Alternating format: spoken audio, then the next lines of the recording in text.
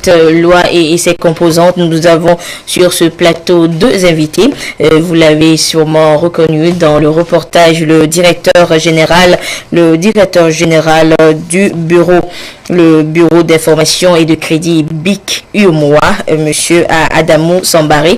Monsieur Sambari, bonsoir. Bonsoir.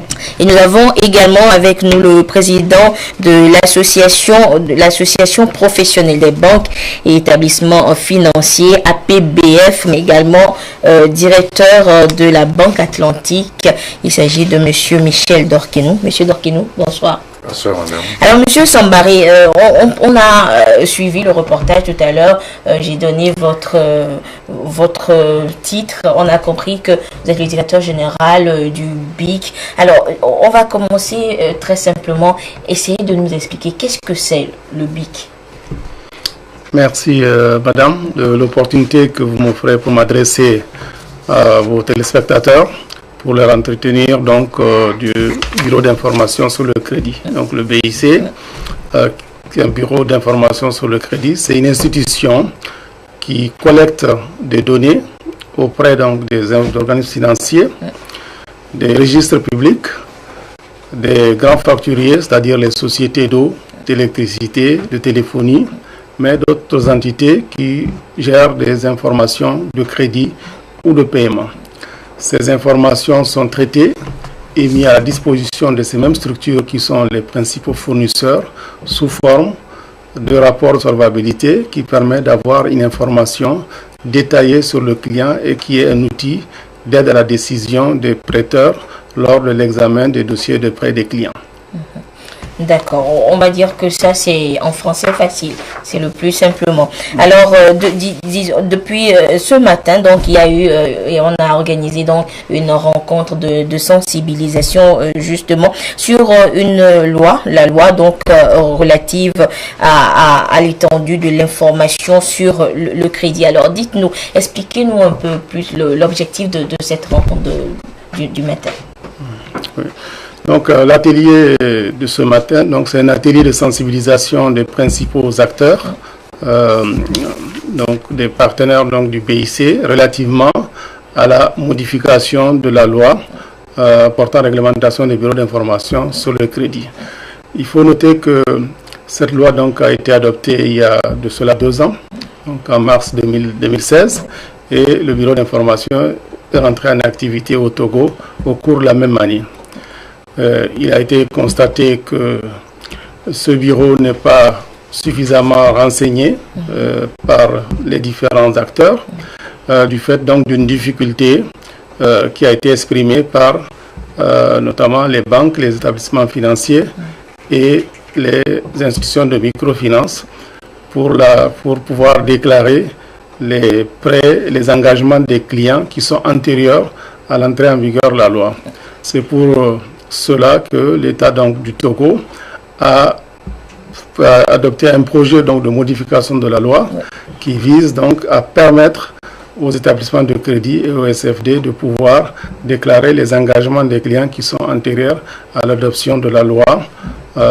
Tous ces engagements pour alimenter la base et rendre la base très utile pour les établissements et avoir suffisamment de données dans la base et atteindre parallèlement aussi donc tout à l'heure vous l'avez indiqué donc dans le reportage d'avoir 5% de la population du Togo qui au niveau donc de cette base. Mais également, nous l'avons noté, puisqu'au-delà donc des informations de crédit, on collecte aussi donc des informations de paiement au travers des grands facturiers, c'est-à-dire les sociétés d'électricité et de téléphonie, qui ont une masse importante au niveau de leur clientèle et qui permettrait donc d'avoir des informations, des données alternatives pour avoir une meilleure qualification des clients et avoir une information assez large qui permettra aux établissements et également au bureau d'information sur le crédit d'enrichir les rapports de solvabilité qui sont mis à la disposition des différents acteurs.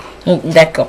Alors, Monsieur Dorkinou, vous êtes le directeur de Banque Atlantique, président de l'association professionnelle des banques et établissements financiers. Et disons que vous êtes impacté par, cette loi. Il faut rappeler que c'est le 8 mai dernier en Conseil des ministres que ce projet de loi a été adopté pour modifier l'article 53 de la loi relative justement au BIC. Alors, dites-nous, Monsieur Dorkinou, en tant que, disons, principaux impactés par cette loi, que pensez-vous de la réforme?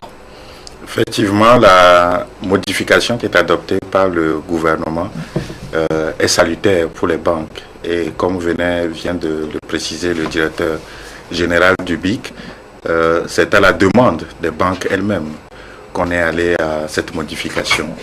Il s'agit donc de renforcer la confiance que les banques devraient avoir dans les rapports de solvabilité qui sont produits et mis à la disposition par le BIC afin d'accélérer le traitement des demandes de crédit de nos clients. Donc, nous sommes au cœur de ce dispositif en tant que fournisseur d'informations d'abord et ensuite en tant qu'utilisateur de ces informations. Ce qui nous permet d'avoir un rapport de solvabilité qui inspire confiance et accélère le traitement des demandes de crédit de nos clients. Donc, disons que cette modification était vraiment nécessaire pour que les données disponibles soient élargies. Et c'est pour cela qu'en adoptant cette modification, le gouvernement a jugé bon d'ajouter, outre les banques, en leur donnant plus de pouvoir, mais les facturiers également, qui vont contribuer à alimenter la base de données qui va servir donc au traitement de l'information.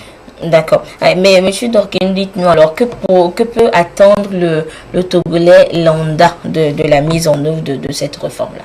Voilà, dès que ce dispositif, qui est déjà opérationnel en partie, sera pleinement mis en œuvre, et nous comptons le faire d'ici les 3 prochains mois, eh bien, le Togolais lambda, qui est donc client d'une banque, va sentir une célérité dans le traitement de ces demandes de crédit. Les banques n'auront plus à demander beaucoup d'informations parce que ces informations existent déjà.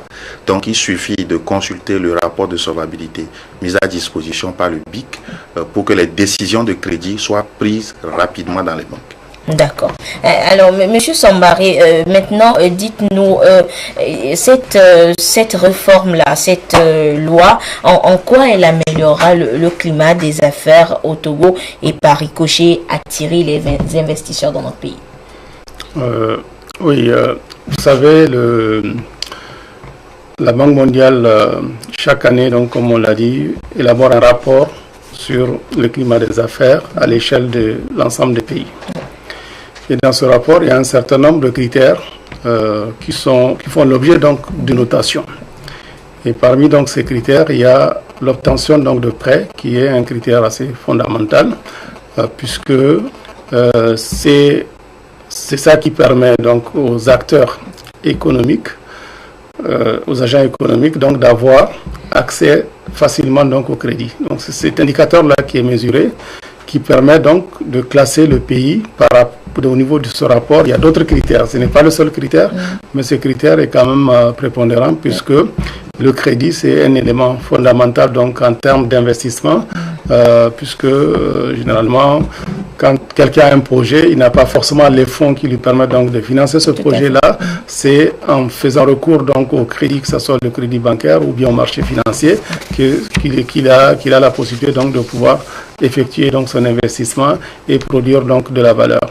Donc le fait donc d'avoir modifié donc cette loi va permettre donc de pouvoir alimenter donc la base avec des données assez importantes et par ricochet donc améliorer le score donc du Togo au niveau du classement du Doing Business. Et naturellement quand un pays a une note assez bonne, donc du coup ça permet d'attirer donc les investisseurs, d'assainir le climat des affaires, effectivement, voilà, tout à fait, au niveau de Au niveau donc des banques, ça permet aussi donc de, comment dirais-je, d'assainir le portefeuille, d'avoir un portefeuille donc de meilleure qualité au niveau du secteur bancaire. Donc cela pourra contribuer aussi à l'amélioration du climat des affaires. D'accord. Merci beaucoup, Monsieur Sambari. Et Monsieur Dorkenou, une dernière question par rapport à cette dynamique d'amélioration du climat des affaires. Vous, en tant qu'acteur du secteur privé, comment appréciez-vous cette dynamique? Eh bien, c'est une dynamique que nous jugeons assez vitale pour l'économie togolaise et même pour le fonctionnement des banques. Et c'est d'ailleurs pour cela que depuis 2 ans, nous sommes sur ce processus. Et après une première évaluation qui montre que la progression n'est pas assez importante comme on l'aurait souhaité, on a pris effectivement toutes ces dispositions pour la modification de la loi. Et c'est le lieu de remercier vraiment les autorités togolaises, le directeur général du BIC et la Banque centrale qui ont contribué chacun à ce qui le concerne pour que cette modification soit effective. D'accord.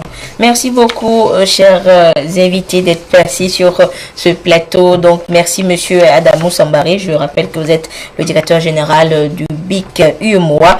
Et Monsieur Michel Dorkenou, président de l'association professionnelle des banques et établissements financiers.